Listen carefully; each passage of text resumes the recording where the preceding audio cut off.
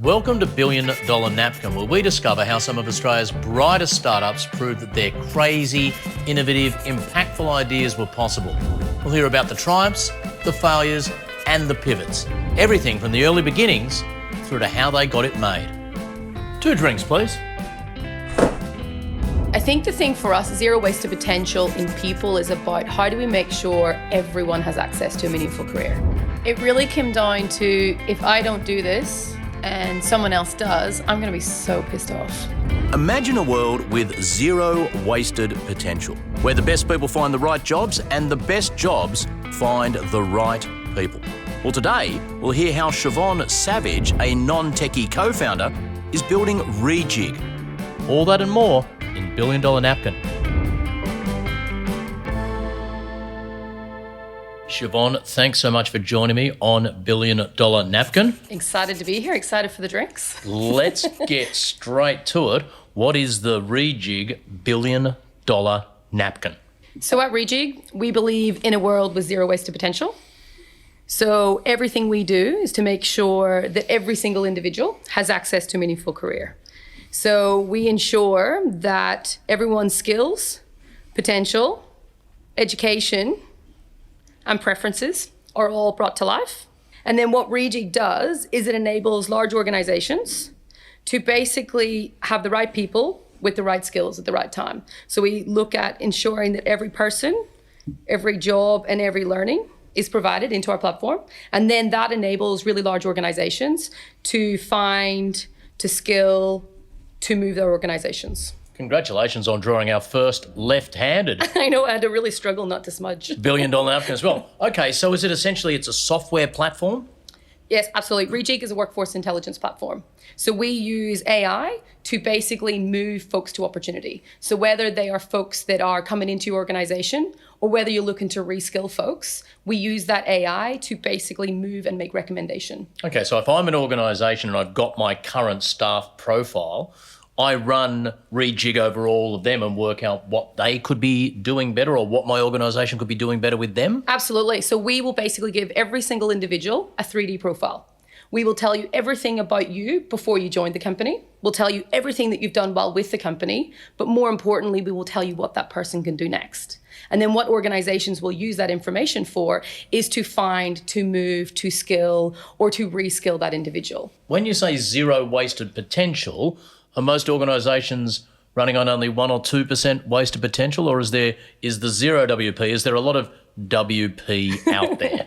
I mean, I think you'll see a lot of organizations hiring thousands of people in one side of their business while letting go of thousands of people on their other side. That is a pure definition of wasted potential. And when we think about zero wasted potential, we're talking about how do we make sure that everyone's potential isn't wasted? How do we make sure a company is not wasting their potential? So the inability for organizations to move people to opportunity is causing this incredible waste. And then more importantly, we think about the bigger play. How do we help companies and individuals have a recurring impact into society so that we are building the right skills and capability for the future? Where did the idea first come from for you? Were you a techie type person? You were more an HR type person. Absolutely. I'm a complete non-traditional pathway for building a technology company. So my previous career was building really large workforce strategies. So my role would have been finding, moving, mobilizing talent. And at that time, unfortunately, we were letting thousands of people go on one side of my business while hiring thousands of people on the other side. And it was just bizarre because how come a company like us can't actually figure out how to move these folks to opportunity? And actually the root cause that I could see was we didn't know who anyone was. So we had no visibility into who anyone was within our organization. And in order for you to do anything meaningful or strategic in someone's career, you need to know who they are, right? You need to know what they could do, what they match to, and what opportunities exist within your company so that you can make that orchestration. And in terms of getting this sort of thing right, from the company's point of view, anytime you bring a new person on, there's a period of weeks or sometimes months before they're really up to speed and doing their best. Not only are you possibly losing corporate memory when someone leaves, there's the whole training and upskilling time when someone comes in. The more you can minimise that, the better for the organisation. Absolutely. I think if you think every single individual has a backpack, and your whole career you would put skills into your backpack as you go along, and the skills that you collect from the second you leave school should be valuable for your future career, right? And what Rejig is doing, it's basically mapping that whole backpack. It's bringing all of the skills together and then saying, based on you, our ethical AI models will basically say, here is what you could do next. And what that does is it tells you as the individual, but then it also tells the company, hey, Jane could do this. This is the opportunity that we have for Jane right now, so she never has to leave your company. When you make a 3D profile of someone, if I was to look at a 3D profile of me, what am I looking at? So again, skills backpack, right? So what is everything, and we'll say Jane, because I always use Jane as my example. What has Jane done before me as my company? So all of the skills, the learnings, the education, any of her background, what has she done before she entered into our organization? And then when she joined our organization, what has she done while with us? Projects, stretches, mentoring, learning, any kind of other experience that she's gained while with us. And then the future is, well, what could she do? So we've modeled over 500 million real people's career paths. Whoa. 500 million. 500 million. Correct. Incredible amount of information. What do you learn from doing that? We learn, one of the most amazing things that we learn is what are the non-traditional pathways? We all know that a software engineer comes in and becomes a senior and the pathway, but what about the veterans? What about the veterans who have these skills? How can we unlock them? What pathways could they take? What are non-traditional paths for women entering into the technology space? What are non-traditional pathways for someone like me? I'm a perfect example of someone who should not be leading a very large startup, but here I am, right? So absolutely, it's all about the modeling of what potential looks like.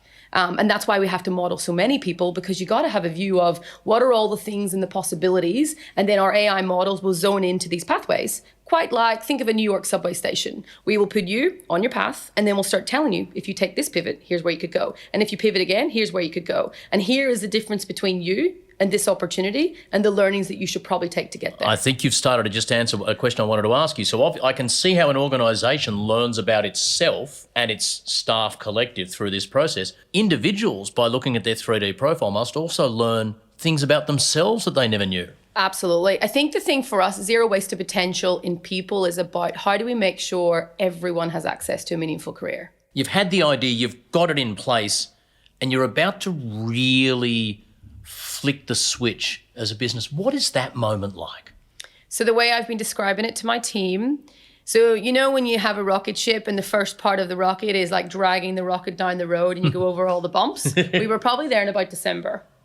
And this last period, it's when they stand the rocket up and it just starts shaking.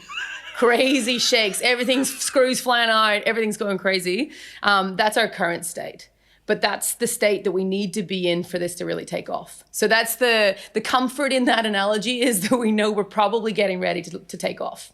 You've teamed up with Shuja? Yep. She brings the sort of nerdy techie smarts? Absolutely. We've got 3 founders. So I'm domain, sort of HR. We've got Shuja Zhang. So Shuja's got a PhD in machine learning. So she's our knowledge graph network expert. And then we've got Mike, who's also software, cyber, privacy. That's his expertise. So if you look at our team, we've got this beautiful, like we call it like 3-legged stool, that without one of us, it's just not possible. And we bring this really diverse set of skills together. Did the idea start purely with you and you recruited the other 2 in, or were you working with one of the other 2? You had the idea, you needed the third. How did we go from wherever this idea started to the 3 of you working together as Rejig? So Mike and I previously worked together in our previous company, where he would have been in charge of delivery and I would have been in charge of like strategy. And we kept having this problem and I just couldn't stop talking about it. And then we got introduced to Shuja, and Shuja and I had a lunch and I told her I wanted to change the world. And somehow at the end of that lunch, she'd quit her job and was like, I need in. Well, seriously, within a single lunchtime meeting? Pretty much. You've talked her out of her job into your new, not existing yet, organisation. We had a PowerPoint. What was the sell? So Shuja's Chinese, female in tech. And one of the things that was really core to when we built was how do we create AI that is good and fair, that'll mean that anyone has access to a meaningful career. And I think for Shuja, one of the things that became so instant was our genuine belief of baking good into everything that we do. So when we talked about it, I said one of the fundamental things that we've got to get right is this. So that for her was that was her moment, her aha moment for us. What does ethical AI mean to you? So if you think about the amount of data that we host and the amount of data and career pathways, and not only do we have this incredible amount of data, but we're making some of the most important decisions for a human, their career, right? And we've got a responsibility to make sure that the algorithms that we create that make recommendations are not causing any harm. So what we wanted to do was, like you get your taxes audited, we wanted to make sure that the algorithms that we were deploying within our customers were checked, and not from Siobhan Savage, the salesperson, saying, everybody trusts me, this is fair, we've done it all right, marking our own homework, but from an independent body who the world could trust. So University Technology of Sydney took Rejig's algorithms over an 18-month process. We nearly died about 3 times through this process because it was pretty brutal. And they ran a process to, one, define what is the ethical use of AI in talent specifically, because it's very different from facial recognition or any other software, right? And then they took Rejig's algorithms and we got audited. And we passed our audit, and we have committed to a continuous basis of every time we enter a new country or our data lake gets too big, we do another audit. And what that's basically saying to not only us as founders, that we can sleep at night, but also to our customers and the folks that we are making decisions on, that we have had an audit. We are making sure that we are creating inclusive technology that will give you access to fair opportunities. You said that during that process you almost died a few times. What were the challenges? What were the tough things for your organisation going through a process like that? I think when you're building a startup and everyone tells you anyway, it's probably not the best idea, and then you decide that you want to also put yourself through this rigorous process where you're getting every single part of your business audited for absolutely your own choice, and you've paid someone to do that, right? Like, I think that was really, really tricky for us, because we had put ourselves under this incredible amount of pressure, right? And also we'd committed to it publicly. What's an example of something it came up with that you realised you were a better organisation for having gotten over or removed or improved? Yeah, so I think one of the biggest things was that when they created a framework, they made sure that when we were building our team, that it wasn't a whole pile of guys building the technology. So what we actually looked at was a safe framework for building. So the team had to be very diverse from backgrounds. It wasn't just about the data, it was about the expertise. And I think a lot of folks talk about ethical AI being a data thing or an AI thing, but actually there's a whole pile of folks that should gather around the campfire on this. You know, folks from ethics, from law, you know, this is a really sort of broad conversation point that everyone has to agree on. So that was really interesting for us. And I had to upskill myself in such a rapid period of time on you know, the law, on ethics, on everything around this. And what was really interesting is, you know, when we went out to market and said, we've actually committed to doing this and we completed it, the laws have now changed in New York. By 2023 next year, any AI platform in the talent space will have to have an independent audit. And this doesn't exist in the world right now. So for us, you can imagine our business has just went crazy because all of the big corporates will not be allowed to bring in AI without the audit, and we're the only one that has it right now. Take us back to before it went crazy. Is there a moment where you secure your first client, or you place your first new individual in a job, or internally change someone around? Is there a moment where you suddenly realise, wow, this has started? Our very first customer in Rejig's journey and in Australia was a company called MYOB. And we worked really closely with their head of people to really design and co-create Rejig from the beginning. When Rejig goes on this big upswing, and from you've signed your first client to you're now a significant sized business, put some numbers on that. How small were you? How big did you become? How quickly? So in December of last year, we would have been 12 employees. 12 weeks later, we were 98. So, sorry, in 12 weeks, your staff numbers went up by a factor of 8, from 12 Correct. to 98. And by the end of this next period, between now and December, we'll be sitting around the sort of 190. Okay, so as a recruiting business, was it hard to recruit new people? Recruiting was less the problem, if I'm honest.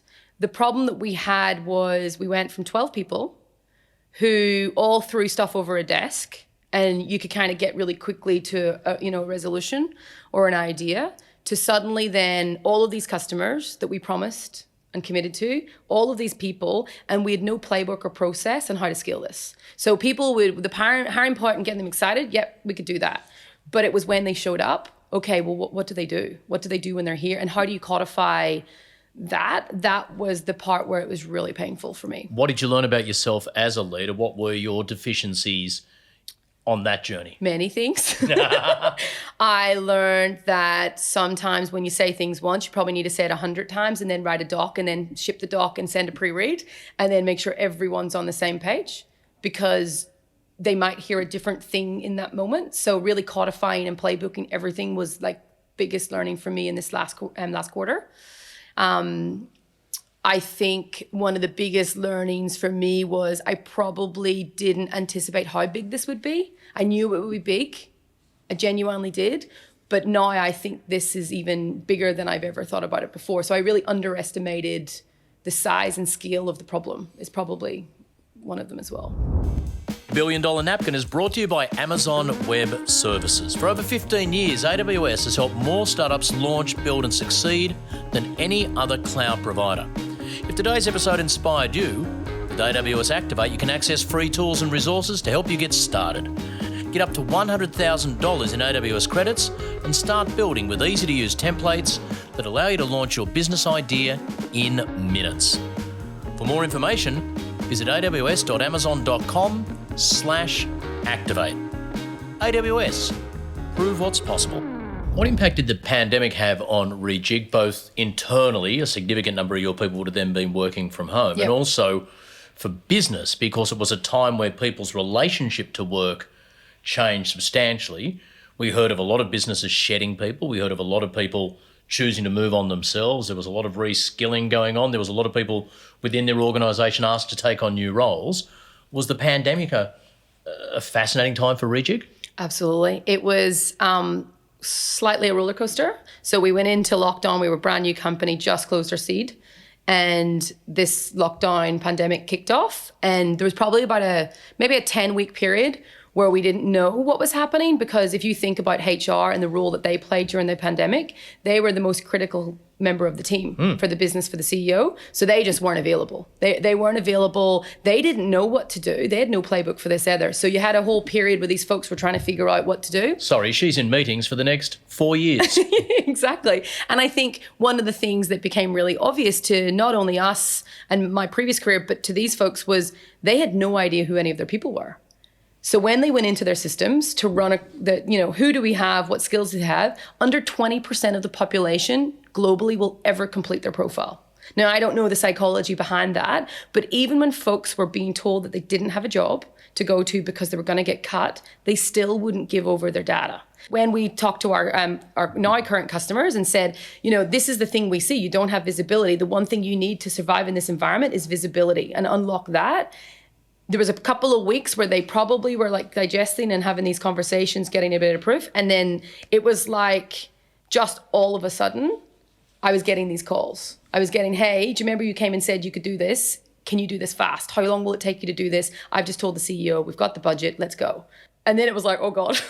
What did you learn about yourself, and what did the organisation learn about itself through such a period of explosive growth, and where the role you were playing was so important to these organisations? I think 2 parts. Don't waste the moment. We had a moment. We had a moment to be really helpful. This is it. That was the feeling that was like, okay, cool. If these people are calling me, this is our moment. And then I think the other thing for us, I've talked about zero waste to potential being part of our core, why we exist. How do we take this moment to bake that behaviour into these folks' way of working, to their people strategies, to the way the CEO makes decisions? COVID changed how leadership behave, what's tolerated, what's expected, and that leaders have to have a much broader view on society and their view of how they do good on behalf of their company, right? So that's the first thing. But then the second thing is, how do we give them visibility? They could never orchestrate the movement of people, because when it came to a moment where they were in a downturn, they would ring up their CPO and say, hey, Siobhan, can you tell me who are my people that are being impacted and what skills they have? And is there any of those jobs on the other side of the business I could move them to? And they never knew who they were. And I personally experienced this, right? This was my previous career. The reason why Rejig even became a thing was exactly that phone call. I got a call. We're about to shut down the mines. What can I do with these people? And I was like, I don't have any idea who these people are. And it was so soul destroying to be in that situation where I was letting people go on this side. But these folks, when I started digging and pulling data from lots of different places, I could actually see this person could actually do this job. And it was already too late, because by the time that wave starts, it's very hard to stop it. And now when I'm talking to CEOs, I'm saying, well, this is exactly what you need to do. Have full visibility so you can move people up and down and around your business, even if it's like a temporary bench. Right? You've seen some of the really smart early customers that we worked with during COVID. They benched folks and they put them into new roles. And you know what happened out of that? That was such a positive. They suddenly had this innovation. They put new people into these opportunities who would never have got them before. They got all these new skills. They were able to be super adaptable and actually agile in terms of how they built. And those folks became super happy and wanted to stay with the companies for longer, right? So, it's win-win-win for everybody. When it comes to scaling, scaling's a really scary concept for people, to make the organisation larger, to go into new countries, to get bigger. It must be comforting working with AWS to know that the technology underpinning what you're doing can scale, flick of a button, in minutes, not days, not weeks. That must make that part of the journey easier. Absolutely. And I think the other thing that they do really well is they help you optimize your tech stack. So when you're designing for scale, they'll help you put the right technology strategy in place, which has been incredibly helpful for us in building out Rejig to go global. I don't come from a network of technologists, right? But what they've done really well for Shuja and I specifically is created a community where we have access to folks who are on the same journey as us. So that's been incredible, as well as the partnerships and how we can unlock the partnerships that they've had. They're some of the really key things that have been really valuable to us as we've grown and learned through the journey. So, Siobhan, you've got this idea, you think you can do it, but as I said so many times, everyone's had $1 billion idea. It's one thing to have an idea, it's another thing to do the idea. What got you across that line? What pushed you to do this? It really came down to, if I don't do this and someone else does, I'm going to be so pissed off. So that really became what's the worst thing that can happen? So you would have had people telling you this is not going to work, you shouldn't be doing this. Yeah. Were you told that more because you're an HR person, you don't know how to do a startup? Or were you told that more, you're a woman, this is a man's game? What was the nature of the pushback you were getting? It was less the chick thing and more the you're in Sydney and no one's going to take you seriously. Mm-hmm. That was probably the first thing that really got me wound up. Two, I don't have the background. I don't have a formalized degree in technology, so what would I know? The female thing played into it from I've got 2 little kids, 2 little daughters. Mm-hmm. And, a startup is, a lot of work and you got to put a lot of hours in. So that kind of narrative. But generally speaking, it was more around, you're only in Australia, you're a bit foreign, was probably the thing that was said quite a few times. So what is it about you and Mike that gets this done? Because, the phrase is everyone's had the idea. Everyone's had $1 billion idea. It's one thing to have the idea. It's another thing to do the idea. What is it about you and Mike in particular that means this got done? The way we split our team is I'm out front, sort of creating the front of house, the demand. You've got Mike looking at delivery. So everything of like performance and how do we actually build. And then you've got Shuja that then looks at, well, how do we create the data magic? So we've got really key roles and we don't bounce into each other's swim lanes. Ultimately, we make a call when we have to, but there's a really good split and expertise. And we're just so focused, like really focused, quite obsessive. Probably it's not a good thing. We don't do anything else. And we've got really clear vision for one, where we are right now, where we're going, but where we will be. And we know what we need to do to get there. And it's about keeping the team super focused on that execution. How do you balance that focus that is needed, and that 24 hours a day, if you can give it, there's enough jobs for you to do aspect of it, with your family, but also your own mental health? And if you were denying yourself access to these beautiful young kids, you're gonna suffer. I think, honestly, I don't have it figured out. It's not, and it goes up and down as well, depending on what's happening. I did have a chat with my kids, they're only 4 and 8, but I did sit, and they're both girls, by the way. I sat them down, I was like, listen, this is mommy, this is what we got to do. You're in, I'm in. We all got to do this, and it's going to be worth it. So is everyone in? And everyone was in, and then my 4-year-old came out of her cupboard with a plastic bag full of shoes and wanted to give it to charity because she was thinking that Zero Waste to Potential was about giving back, which was, but in her mind, that was what this is what we're doing. Yeah. So it's theirs as well. It's not me, Mike and Shuja. It's actually, we've all got kids and it's all our kids are part of this. And it's about just I'm trying to take Sundays right now where I don't have tech. Tech-free Sundays. Yeah, it's not going so well. Yeah, but it's quite a bit of discipline actually, and you need a lot of folks to help. There's challenges for the humans in the organisation to take that on, to take the pressure and to take that commitment, to know you've got technology running through your business that can scale reliably at the click of a finger in minutes, not days. Having that part of the equation looked after allows you to really face the human challenges of scaling. Absolutely. And they've also, they're bringing to us, hey, we've already built this stuff. So it's already existing within our infrastructure. So don't bother going and building it yourself and scaling a team, actually unlock what we've got, which was really helpful. And we've done a lot of that. The future of work is something everyone has an opinion on and have had over the last couple of years. You're seeing it from the front line. Are we going to, from now onwards, work and have a relationship with work and place that's just completely unlike what we had pre-2020, or will it come back to a lot more like pre-2020 than some people think, and you'll spend the occasional day at home, or there'll be a bit of flexibility in there? Where do you see it all going? It depends on what industry, because there's folks that physically can't, work in the cloud, right? But I think the one common theme, no matter where and who we talk to around the world, these hyper-personalized experiences of me at work is the future. Serve me the right information at the right time. Don't spam me. Tell me what I could do next. You really think about this hyper-personalization around the individual. It's now about how do we create that while at work. So, whether or not someone's working too many hours and needs to be nudged to take a holiday, or whether they look like they might be ready for a next move in their career, nudge them to a new opportunity that happens to be there. Or someone who looks like they have the intent to start learning in the data space, nudge them to a learning course from AWS.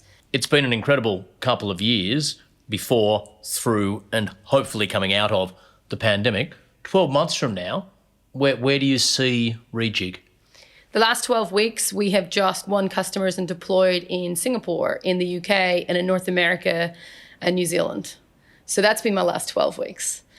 In the next 18 months, workforce intelligence is a new category that we will lead. And that really is the next sort of 12 to 18 months is really driving growth in North America for us and throughout the UK.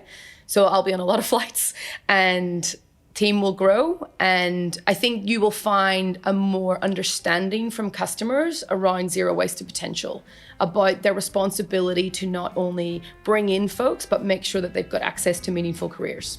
Siobhan Savage, thank you so much for telling me all about Rejig on $1 Billion Napkin. Thank you very much for having me.